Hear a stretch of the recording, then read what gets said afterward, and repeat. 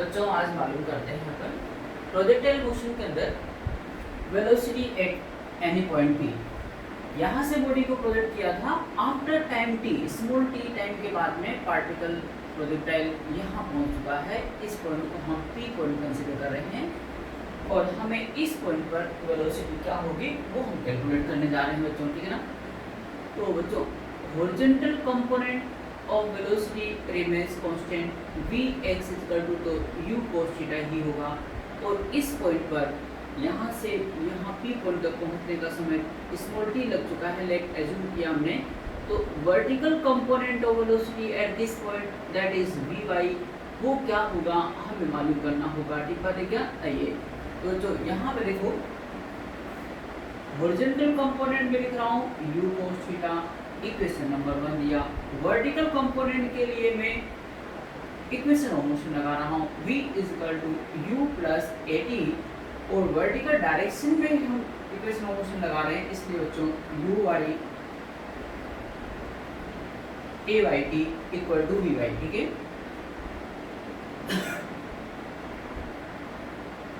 You Y A Y की value कितना है माइनस जी और टी, तो वी वाई की वैल्यू आपके पास में ये नंबर 2 इक्वेशन आ चुकी है।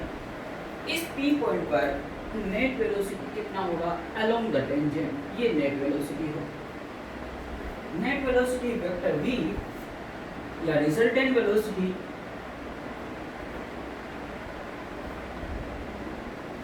वेक्टर v इक्वल टू लिख सकते हैं vx i के प्लस vy j के, जहां पर vx की वैल्यू तो u cos थीटा है और vy कितना है बच्चों, देखो यहाँ से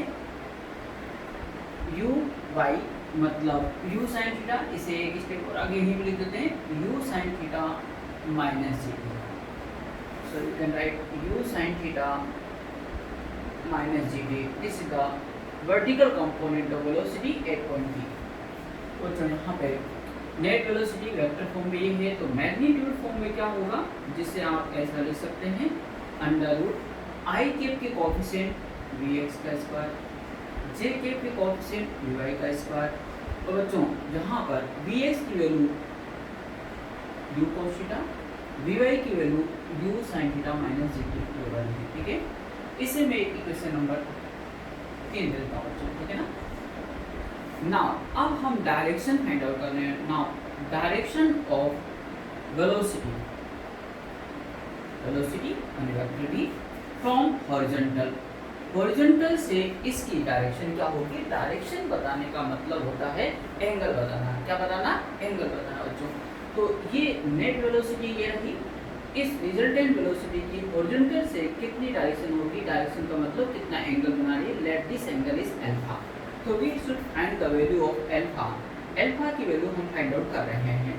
तो जनरली हम फिर इसमें 10 का यूज करते हैं, 10 alpha that will B perpendicular upon base. Perpendicular के अलोंग कौन है vy और बेस के अलोंग कौन है vx, so we can write vy upon vx।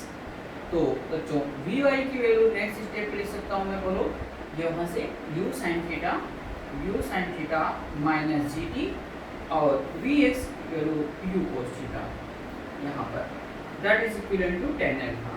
So alpha will be 10 inverse u sin theta minus G T upon बोलो u cos theta.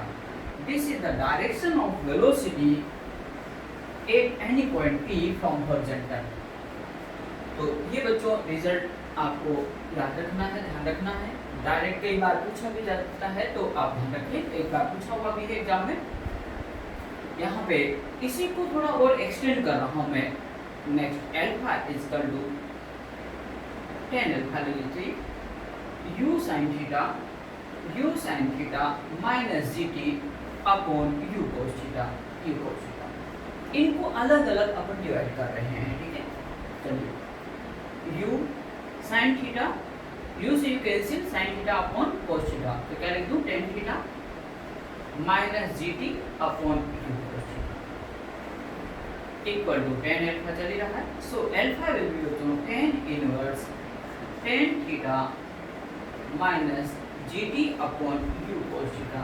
ये भी एक रिजल्ट की फॉर्म में हमें ध्यान रखना है। तो ये कई बार पूछ दिया जाए तो ये भी यहाँ से यहाँ अपने आप पहुँच जाइएगा, अपन को ध्यान में यही रखना है। एक बार लेकर तो प्लीज नोट डाउन।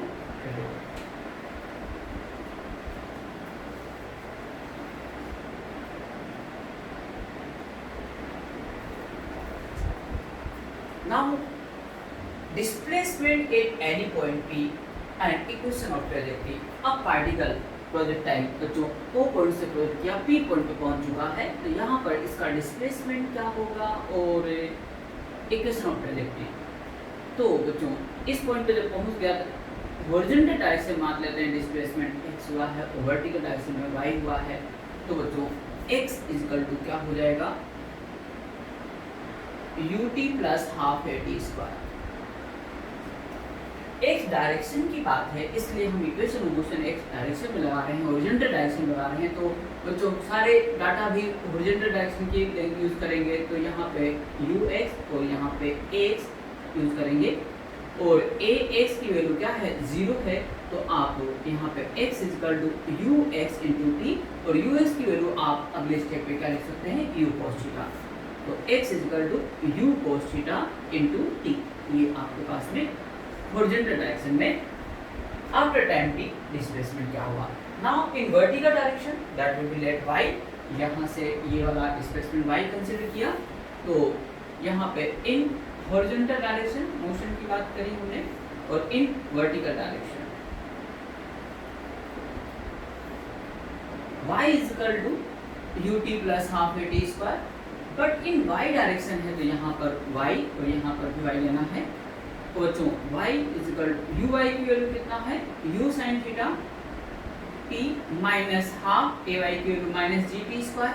t की वैल्यू इक्वेशन 1 से हम यहाँ यूज करना चाहें तो t इक्वल टू कितना हो जाएगा, x upon u cos theta, x upon u cos theta. Put the value of t in this equation, y equal to u sin theta, t की वैल्यू पुट कर दीजिए बच्चों, x upon u cos theta minus half g t square का मतलब x square upon u square cos square theta. और थोड़ा सा simplify कर लीजिए बच्चों, y इक्वल टू u से u कैंसिल हो गया, x tan theta minus half g x square upon u square cos square theta. यहाँ पे x की वैल्यू बच्चों आई है x डायरेक्शन में, y की वैल्यू आई है ये आपके पास में, ठीक है ना।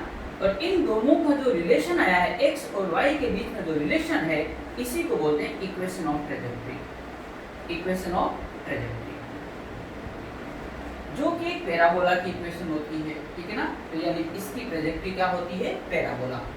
अब डिस्प्लेसमेंट की बात भी यहीं पे कर लेते हैं। डिस्प्लेसमेंट कितना होगा, ये इनका डिस्प्लेसमेंट है by the way, let this is r vector.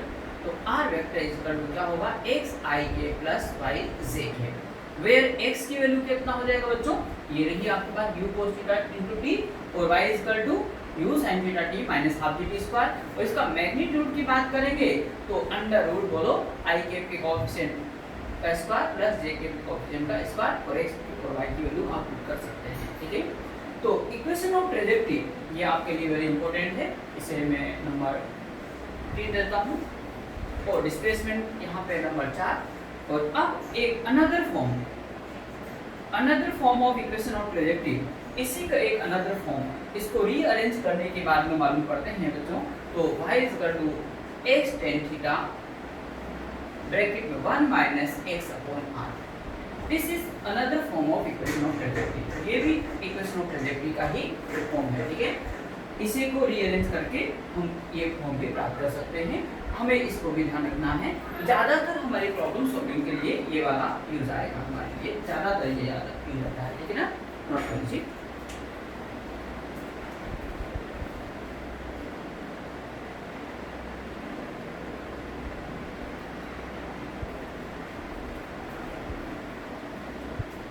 बच्चों अब उसी इक्वेशन ऑफ ट्रैजेक्टरी पे बेस्ड इक्वेशंस करते हैं, देखिए।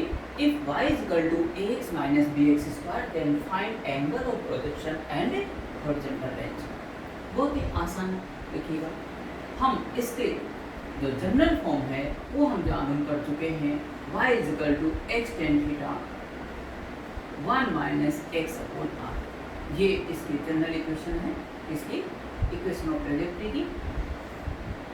इस इक्वेशन और गिवन इक्वेशन को हम कंपेयर करेंगे। कैसे? उसके पहले यहाँ पे हम मल्टीप्लाई कर देते हैं इनको, X tan theta minus X square tan theta upon are.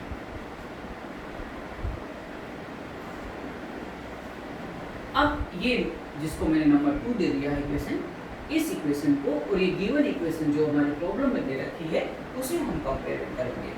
लेकिन कंपैरिजन करने से पहले एक चीज़ बड़े ध्यान से करनी है, गिवन जनरल जो इक्वेशन है वो y equal to X tan theta है, और तो हमारे इक्वेशन के अंदर अगर y इक्वल टू समथिंग दे रखा हो तो चलो ठीक है, लेकिन बाय द वे यहाँ पे 2 दे रखा हो, 3 दे रखा हो, 5 दे रखा हो, तो 5 से पहले आप डिवाइड कर दीजिएगा, y का कोएफिशिएंट यहाँ 1 होना चाहिए, उसके बाद आप कंपेयर कीजिएगा, ठीक है? अदरवाइज सिली मिस्टेक हो जाएगा। यहाँ पे देखो, अब कंपेयर करते हैं बच्चों के लिए, y देखो इक्वल टू देखते जाइए आराम से।